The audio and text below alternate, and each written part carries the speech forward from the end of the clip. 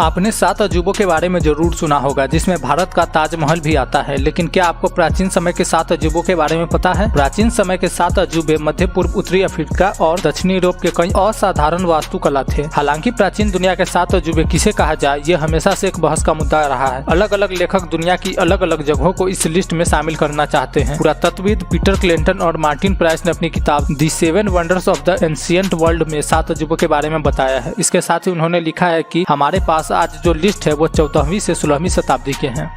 मिस्र के पिरामिड हमेशा से पुरातत्वविदों में कौतूहल का विषय रहा है। मिस्र के पिरामिड से जुड़े कई सवालों के जवाब आज भी ढूंढे जा रहे हैं। मिस्र का पिरामिड इकलौती ऐसी जगह है जो प्राचीन समय से लेकर आज भी अस्तित्व में है। इस पिरामिड का निर्माण 4600 साल पहले मिस्र के फिरौन खुफू के लिए मकबरे के रूप में बनाया गया था। सन 1311 में इंग्लैंड के लिंकन कैथेड्रल के सेंट्रल टावर के निर्माण से पहले यह दुनिया की सबसे ऊंची संरचना हुआ करती थी। जब पहली बार पिरामिड का काम पूरा हो गया था तो इसकी ऊंचाई 147 मीटर थी, लेकिन आज इसके कई पत्थर गायब हो गए हैं, जिसके कारण इसकी ऊंचाई 139 मीटर बची है। पिरामिड के अंदर एक ताबूत का कमरा है जहां एक गैलरी के जरिए पहुंचा जा सकता है। आमतौर पर इसे किंग्स चैम्बर कहा जाता है। इसके अलावा पिरामिड में क्वींस चैम्बर भी है। 2017 में वैज्ञानिकों को स्कैनिंग के दौरान एक और चैम्बर दिखा था।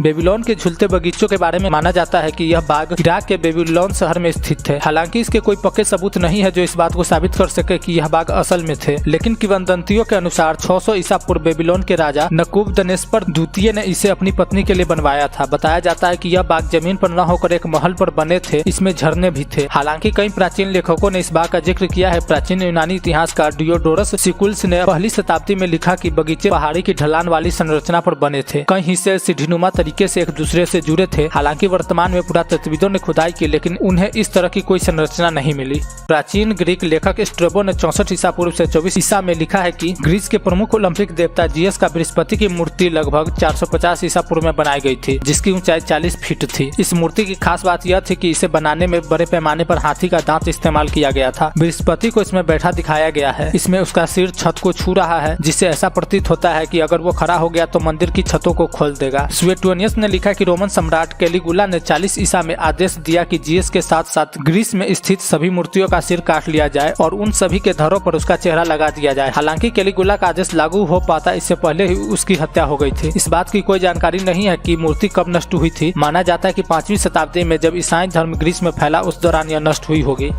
आर्टेमिस का मंदिर तुर्की इतिहासकार माइकल इमेडोर्फे आर्टेमिस के मंदिर पर लिखी अपनी एक किताब में बताते हैं कि मंदिर करीब 550 ईसा पूर्व में बना था। इसे लिदिया के राजा क्रोएस ने बनवाया था। यह मंदिर आर्टेमिस का है, जो जानवरों और शिकार से जुड़ी एक देवी मानी जाती है। शुरुआत में जब यह बना तो बहुत छोटा था, लेकिन इस इलाके में जीत के बाद क्रोएसस ने इसे काफी बड़ा बनवाया। सन 262 में भूकंप से मंदिर क्षतिग्रस्त हो गया।